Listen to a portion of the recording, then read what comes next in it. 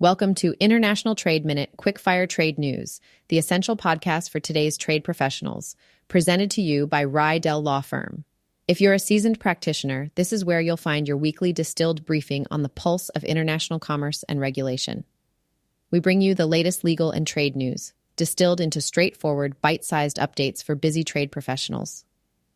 Sponsored by Rydell Law Firm, this podcast is crafted by expert trade attorneys to keep you ahead of the curve with concise, actionable insights. Perfect for your morning commute or coffee break. Stay informed without the fluff. Subscribe now on Apple Podcasts and Spotify, and join our professional community on LinkedIn. Today we are exploring the latest in international trade, from stricter country of origin rules for Mexican steel and aluminum, to innovative production shifts by Lexmark, changes in used vehicle export regulations, and the new proposed rule on outbound investment screening by the U.S. Treasury. We'll dive deep into these stories and examine their implications. Let's get started.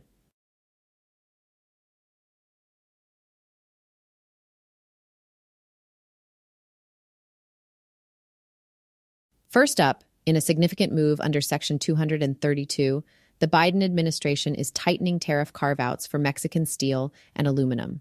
As of July 10th, only steel that is melted and poured in North America can bypass the 25% tariff, while aluminum smelted or cast in countries like China, Russia, and Belarus, but reworked in Mexico, will face higher duties. This aims to curb unfair trade practices and bolster domestic production targets. Mexican authorities have had systems in place to trace the origin of their steel. However, primary aluminum smelting capabilities are still lacking, and the origin for a substantial volume of aluminum imports remains uncertain. To address this, Customs and Border Protection, CBP, will need enhanced tracing mechanisms. Aluminum that originates in non-North American countries will be subject to daunting 200% tariffs, as indicated in a recent aluminum proclamation. The proclamation further dictates that any steel melted and poured in countries outside North America, including Japan, South Korea, and Brazil, will also attract the 25% tariff. According to the Associated Press, about 13% of Mexican steel imports are actually melted and poured in other countries. As per the presidential proclamation, CBP is expediting the implementation of the new information requirements.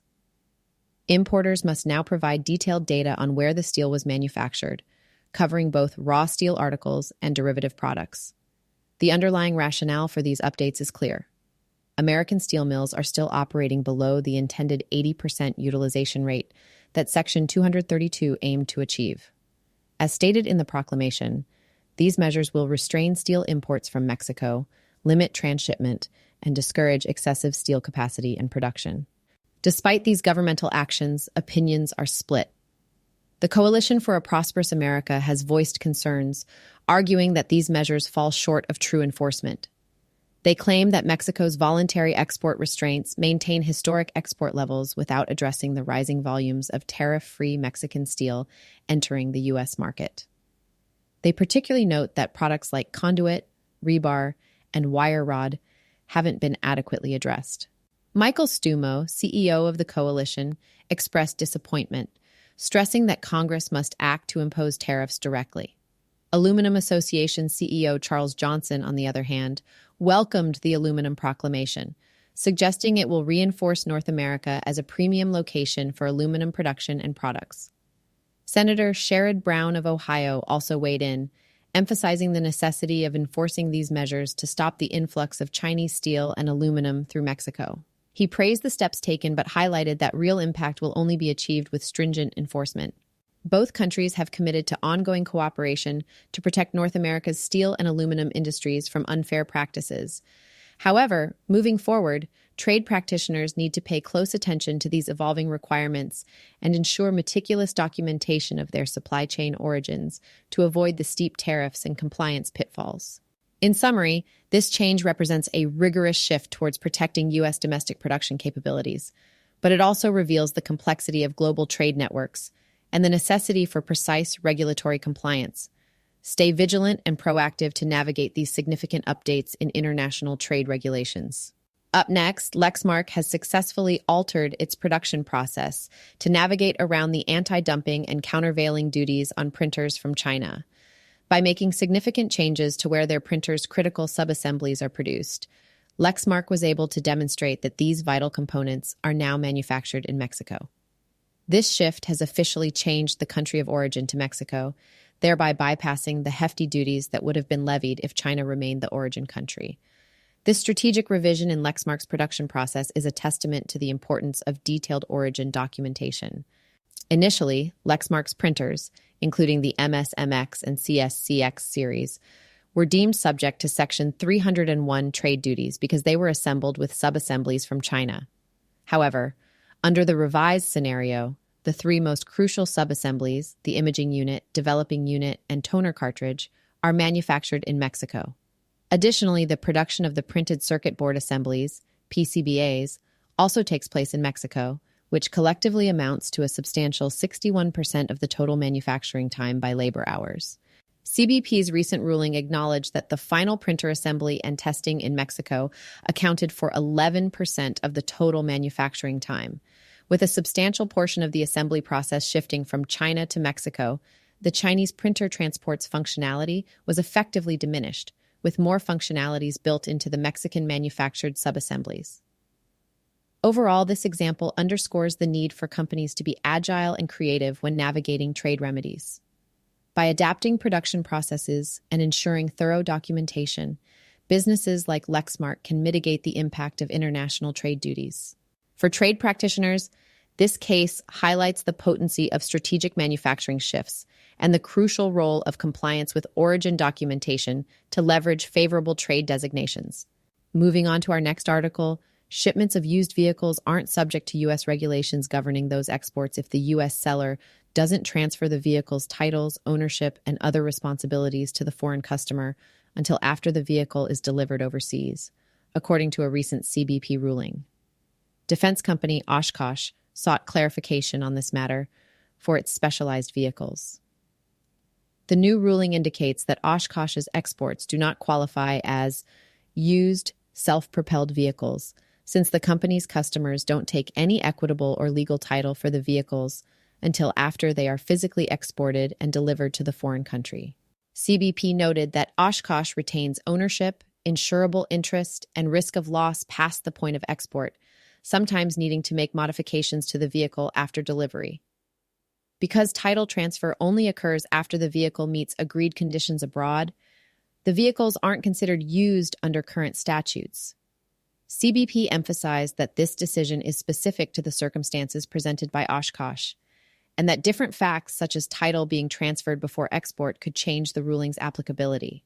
For exporters, this highlights the importance of understanding the distinctions in title transfer timing to ensure compliance.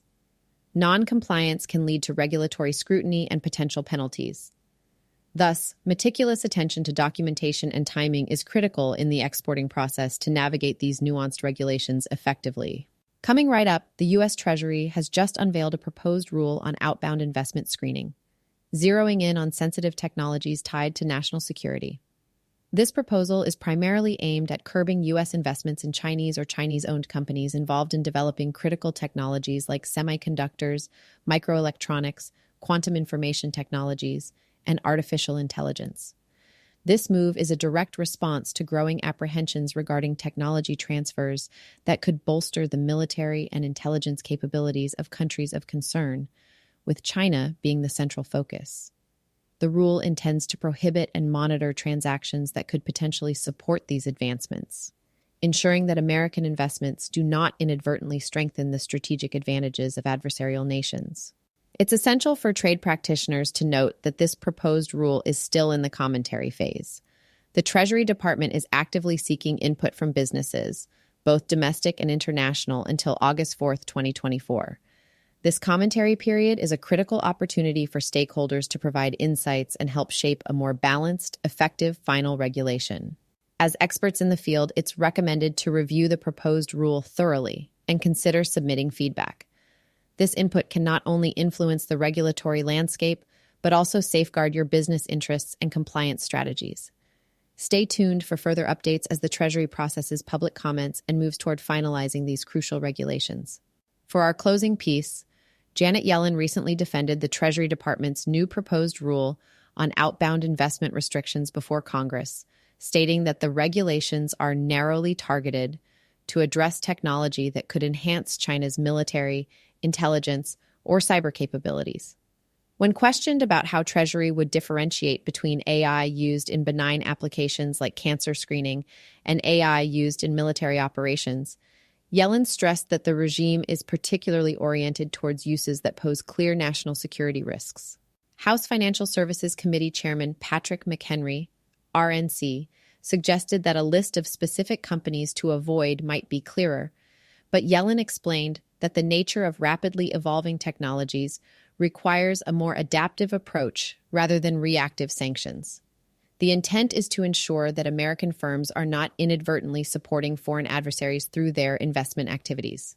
Additionally, Yellen highlighted progress on the Beneficial Ownership Information, BOI, reporting rule, aimed at uncovering hidden assets and preventing entities from circumventing U.S. sanctions. She emphasized that extensive outreach and education efforts are underway, with approximately 2.7 million firms already in compliance, despite concerns that many small businesses remain unaware of the new requirements. The BOI rule mandates that companies submit detailed information on their ownership structures by January 1, 2025, with no extensions planned.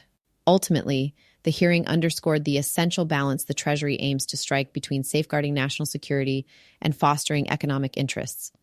The public comment period for the proposed rule on outbound investment remains open until August 4th, encouraging input from both U.S. and foreign businesses for a balanced final regulation.